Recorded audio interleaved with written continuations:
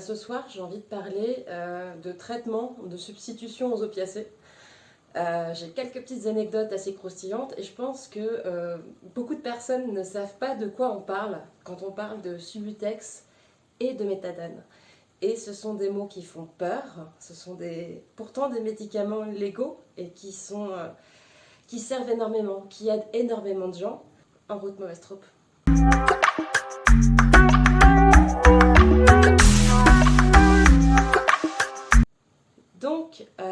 Les traitements de substitution aux opiacés, donc qu'on appelle TSO. Il y en a deux. Majoritairement, ça peut être dans des cas exceptionnels d'autres choses, mais majoritairement, vous aurez entendu parler de Subutex et de méthadone. Ce sont deux médicaments différents, mais qui ont le même but en fait, c'est de venir soulager la personne qui a été dépendante aux opiacés, donc soit à l'héroïne, soit à la morphine, par le passé. Eh ben, on peut pas s'en sevrer du jour au lendemain, en fait. Si tu veux, on a tous eu Transpotting. Et ouais, non, impossible. Impossible si tes récepteurs, en fait, tous les jours sont en effet, ça va très vite, hein, l'addiction aux morphiniques, enfin, aux opioïdes, aux opiacés, ça va très vite. Donc si tes récepteurs, tous les jours, viennent avoir leur dose d'héros, souvent c'est l'héros à laquelle on pense, moins la morphine, et ben du coup, si tu arrêtes du jour au lendemain, au bout d'un mois, ça va être un enfer physique et psychologique, mais un enfer physique dans ce sens où tu vas être dans un mal, on appelle ça le manque, le chien, le queue, enfin bon, il y a autant de noms pour le décrire que les Esquimaux ont de noms pour décrire la neige. Et donc on va tomber dans cet état, donc ce qui fait qu'on ne peut pas se sortir de la drogue, de la cam. Et donc arriver sur le marché, dans un premier temps, la méthadone. La méthadone, moi, c'est ce que je prends aujourd'hui, mais par le passé, j'ai pris du Subutex. C'est le premier traitement qu'on m'avait prescrit à 20 ans. Le principe, c'est que vous vous présentez à un addictologue, à un médecin, n'importe lequel, vous dites, bon ben voilà, je fais de la merde, ça fait 2 ans que je tape de la cam, que je tape de l'héro, que je suis pas bien, quoi, et que là, ben voilà, la lune de miel est finie et je sens que ma dose, j'en ai besoin non pas pour qu'elle me mette bien, mais pour ne pas sentir les désagréments du manque. Donc tu vois, tu vas avoir ce moment où tu te rends compte qu'en fait, potentiellement là, il est temps de faire quelque chose. C'est une latence plus ou moins longue chez certaines personnes. Et donc, tu vas chez ton tout-bib et les addictologues. Donc, la primo-prescription, la première prescription doit se faire en établissement hospitalier. Et donc, l'addicto va te prescrire soit du Subutex, soit de la méthadone. C'est vrai que la méthadone, c'est plus fort et c'est plus compliqué, en fait, à prendre parce que c'est le premier traitement de substitution qui est apparu, si je ne dis pas de bêtises, dans les années 80. Et en fait, au départ, c'était des fioles. Voilà. C'est des fioles très sucrées. C'est un petit sirop et t'en prends donc ta dose 20 mg, 40 mg, 80 mg. Ce sera à l'appréciation de ton médecin addictologue. Et donc, on va te prescrire ça. Dans quelle idée?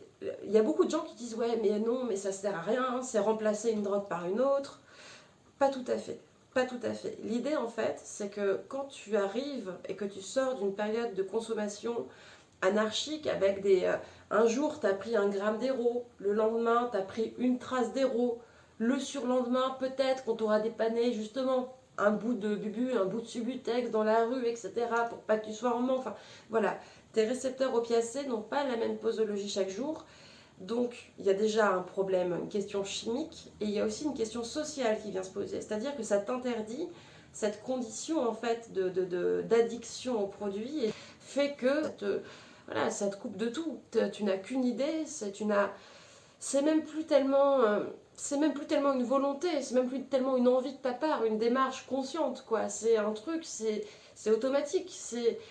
Tu vas te présenter vers tous les endroits, vers tous les poteaux, enfin les poteaux, les connaissances, les sales types, les sales meufs que tu n'aurais jamais fréquentés si tu n'avais pas été dans la cam, pour pouvoir avoir ta petite ligne, pour pouvoir avoir ton opiacé. Donc ça, c'est deux intérêts. Ces deux intérêts, chimiquement, venir apaiser tes récepteurs avec une même posologie qui va être prescrite sur une durée, et je vais y revenir dans quelques secondes. Et aussi l'intérêt social de faire que tu vas pouvoir te poser. Tu vas pouvoir t'extraire de cette espèce de... Putain, j'ai même pas le mot, cette espèce de tourmente, de tourbillon permanent, de recherche d'une espèce de défonce oublieuse, quitte à fréquenter les pires endroits, à t'asseoir à côté des pires gens et faire les pires sacrifices, mettre ta santé en danger. Voilà. La substitution, elle va être prescrite. Tu vas être assuré, enfin le consommateur d'opiacés, dépendant, le toxicomane qui deviendra ex-toxicomane, on en caresse l'espoir, du coup va pouvoir avoir ce repos de se dire ok, du coup sur 28 jours, parce que c'est un problème, c'est que c'est prescrit que sur 28 jours en France. Donc tous les 28 jours, il faut retourner à la pharmacie. Je ne vous raconte pas les jours fériés, etc. Bon, bref. Et donc, tous les 28 jours, pour 28 jours, tu as ta dose. Alors, certes, ça ne te met pas dans un état foufou, comme si tu avais pris de l'héro, comme si tu t'étais injecté de la morphine, comme si tu avais sniffé ou fumé de l'héro. Mais au moins, tu n'es pas en manque et tu peux te réhabiliter socialement, ce qui est hyper important. Et physiquement, voilà, tes récepteurs opiacés arrêtent de faire ça. Voilà, d'être dans cette espèce de montagne russe qui est vraiment extrêmement délétère, bien sûr pour ton cerveau, mais aussi pour ton état mental, pour ta santé mentale en général, mais surtout pour les troubles de l'humeur, parce qu'après il y a des comorbidités à tout ça. Je vais essayer de me concentrer sur les TSO parce que je pars très vite en digression. Donc on va vous proposer soit d'avoir du Subutex, soit d'avoir de la méthadone. Comme je le disais, la méthadone, c'est plus compliqué parce qu'en fait, quand on te le prescrit, souvent, on a cette idée que c'est les plus gros dépendants. Tu vois, vraiment, c'est punk à chien. Moi, c'est cette idée que j'avais un petit peu à l'époque, et c'est pour ça que j'ai un peu freiné des quatre pieds quand on m'a proposé de la méthadone il y a 2 ans. Qui prennent ce sirop. Il faut le prendre pendant 1 an, et c'est une fiole de sirop que tu as chaque matin ou chaque soir.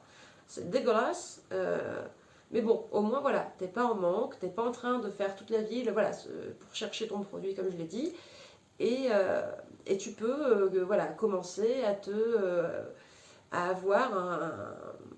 oublier le produit. Le Subutex, c'est pareil, simplement le Subutex. Ça se présente sous forme sublinguale. Donc c'est un médicament, et c'est là que j'ai des anecdotes, mais putain, mais c'était limite de la maltraitance en psychiatrie. J'ai fait 7 séjours en psychiatrie. 7. Le premier, c'était justement pour me défaire. J'étais tombée fort dans la morphine. Après avoir été dépendante à l'héroïne à 20 ans, j'ai eu toutes mes opérations chirurgicales.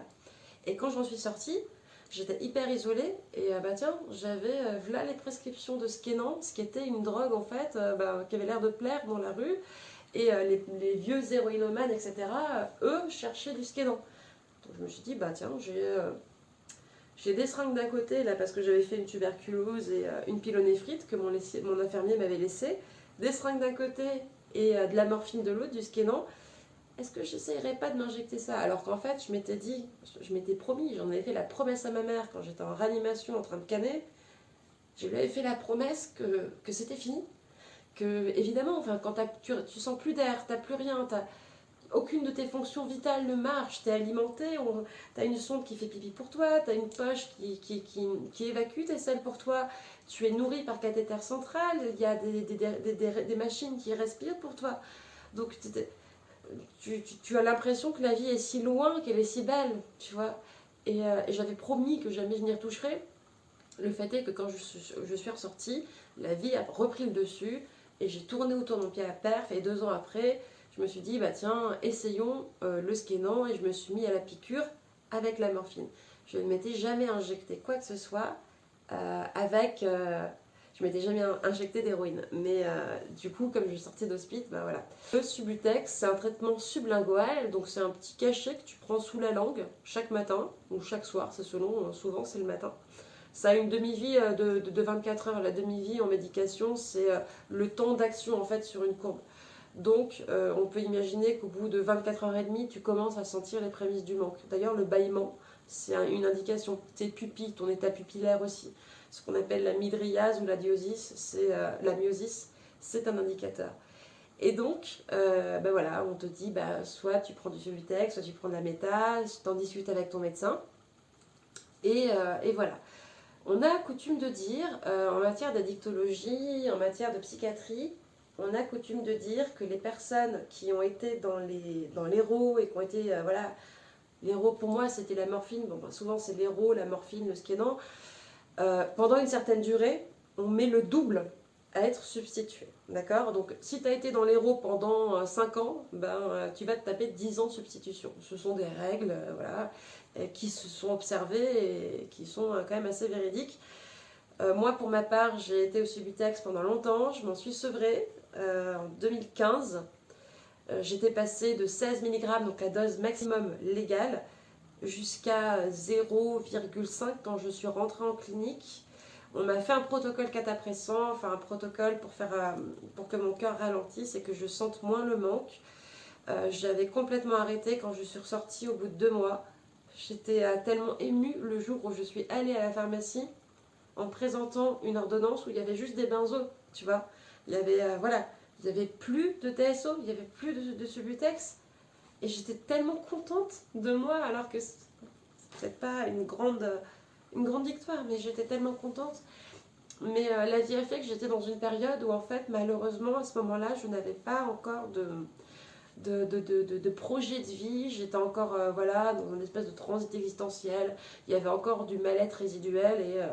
Et du coup, je suis partie en Sicile quelques mois après. Et j'ai retouché. Là-bas, c'est fort. Et je suis retombée dedans. On m'a remis au sub. Maintenant, je suis sous méthadone depuis le premier confinement. Parce que chez moi, c'est particulier. Comme je suis polypathologique, et encore une fois, j'y reviendrai, que j'ai la maladie de Lyme et qu'on venait de me diagnostiquer de l'endométriose, et ben on commençait à me represcrire de la morphine. Ce qui, chez moi, j'en parle à tous mes médecins, tout le monde le sait. Attention, quoi. Voilà, avec les morphiniques, faut que je fasse gaffe, quoi. Parce que très vite, je peux aller taper dedans un peu sévèrement, tu vois. Et du coup, comme on m'a prescrit quelques morphiniques et qu'en plus, je suis hyper anxieuse, j'ai un trouble de l'anxiété généralisée, mon addicto de Saint-Malo m'a dit ce serait peut-être pas une mauvaise idée que vous soyez sous méthadone, quoi. Voilà, parce que ça pourrait, du coup, ça va pas être un antagoniste du Subutex, ça va pas être un antagoniste de la morphine. C'est-à-dire que quand on prend du Subutex, on ne peut plus prendre à côté d'héroïne, de drogue, d'opiacés. Parce qu'en fait, ça fait un effet d'antagonisme. Ça fait que ça va te mettre en manque. Si tu prends du sub et que tu vas prendre de l'héro derrière, forte dose, hein, après ça dépend de chacun, etc. Mais en théorie, voilà, ce sont des antagonistes et ça te fout dans un queue pas possible. Et pour les interventions chirurgicales, etc. aussi. Donc quand il a vu qu'à cause de l'endométriose, on m'avait prescrit de l'oxycontin, de l'oxynorme, mon addicto a dit, et puis c'était 3 ans, on en avait parlé donc à Rion, à Clermont-Ferrand, d'être sous méthadone. J'avais refusé parce que pour moi la méthadone c'était, mais déjà que le Subutex c'est hyper stigmatisant. Enfin voilà, non oui c'est hyper stigmatisant. Prendre de la méta pour moi c'était non, quoi, c'était non. Puis il y a tout ce protocole d'1 an, il faut montrer que tu vas à la pharmacie chaque jour les premières semaines, ensuite chaque mois c'est un suivi hyper étroit et je voulais pas, mais finalement, on en a discuté avec mon addicto et ça fait 2 ans que je suis sous méthadone. Heureusement, mon protocole fiole n'a duré que 6 mois. Maintenant, je suis sous gélule, donc c'est une gélule. J'aurais dû en sortir une. Bon, c'est une gélule, hein, c'est une forme de médicament que je prends matin et soir. Les gens vont se dire, mais quel intérêt finalement de remplacer une drogue par une autre? Comme je l'ai dit, l'intérêt de remplacer une drogue par une autre, c'est que celle-ci est légale, elle est prescrite, donc tu n'as pas à chercher partout. Elle est à dose régulière, donc on va habituer tes récepteurs à ce que les opioïdes se posent dessus de manière régulière à la même posologie pour pouvoir descendre par palier petit à petit jusqu'à ce que tu puisses t'en séparer. Je l'ai fait avec le sub. Comme je viens de le dire, j'étais partie en Sicile.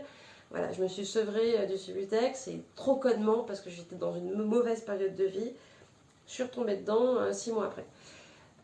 Quand j'aurai un emploi quand j'aurai dans mon emploi du temps de santé qui est peut-être un petit peu plus fourni que chez d'autres personnes, quand j'aurai le temps, et ben je repasserai, je commencerai à baisser et on passera à 60 mg, 40 mg, 20 mg, 10 mg, 5 mg. Le plus dur, c'est des derniers, c'est d'arrêter en fait complètement, de passer des 5 mg qui pourraient paraître insignifiants à zéro.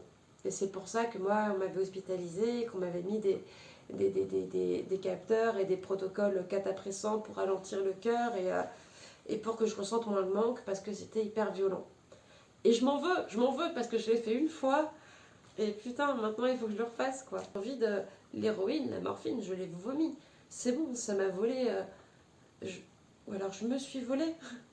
Je me suis volé des années de ma vie, donc non. Et ça a beaucoup éloigné les amis, ça fera aussi l'objet d'une vidéo. Il n'y a que nous qui pouvons nous aider. Nos proches et nos amis, quand ils voient que ça commence à bien aller mal, ils peuvent rien faire. Ils peuvent que s'éloigner. Et je les comprends et je les pardonne. Même si ça fait mal. Tu te retrouves tout seul. Quand tu es dans la came, quand tu es dans un problème d'addiction sévère, d'addiction, hein, tu es seul. Donc voilà, mais voilà, aujourd'hui, je suis soignée, je ne suis plus dépendante, je suis substituée. Donc avec un TSO, avec un traitement de substitution aux opiacés, qui est la méthadone. Alors, pour terminer, on ne la sent pas. Hein, on ne sent pas du tout le produit quand on le prend, c'est pas une drogue. Parce qu'en fait, encore une fois, nos récepteurs sont tellement habitués que peut-être la première et la deuxième prise, donc le premier et le deuxième jour, tu vas sentir un petit effet proche de celui que tu cherchais avec tes opiacés. Mais non, on ne le sent absolument pas. C'est comme si toi, tu prends un Doliprane ou comme si tu prenais du Levothyrox pour ta thyroïde. C'est la même chose, voilà. Et ça permet, encore une fois, de pouvoir se stabiliser et un jour de descendre et de pouvoir arrêter ce cycle infernal de la dépendance. J'espère que j'ai été assez claire. Il y aurait plein d'autres choses à dire, mais au moins voilà ce qu'est le Subutex, voilà ce qu'est la méthadone. Je n'ai pas trouvé d'informations sur YouTube à ce propos-là. C'est pour ça que je crois que là, il faut en parler. La santé mentale, l'addiction, hein, ça en fait partie. Et il y en a marre d'avoir, pas honte, mais il y en a marre de se sentir mal par rapport à ça. Puis les gens ne connaissent pas. Même si toi, tu regardes cette vidéo et que tu ne cherchais pas du tout ça et que tu tombes dessus à 3h du matin, et bien au moins tu sauras que, voilà. Il y a des gens qui en font du mésusage, en effet, du Subutex et de la méthadone, parce que quand tu n'es pas habitué, ça te fait de l'effet. Enfin, je veux dire, moi, la dose que je prends, si demain, toi, tu la prends, tu meurs. Voilà, c'est évident. Mais du coup, c'est vrai qu'il y a des gens qui en font du mésusage parce qu'elles sont naïves aux opiacés, mais la plupart des consommateurs en font un usage de médication comme ça leur a été prescrit. Donc voilà, j'espère que j'ai répondu à toutes les questions. Si vous avez d'autres questions, n'hésitez pas à en poser dans les commentaires. Je crois que je ne suis même pas à 30 abonnés, mais peut-être qu'il y aura des questions. Donc voilà, et puis à très bientôt sur le divan.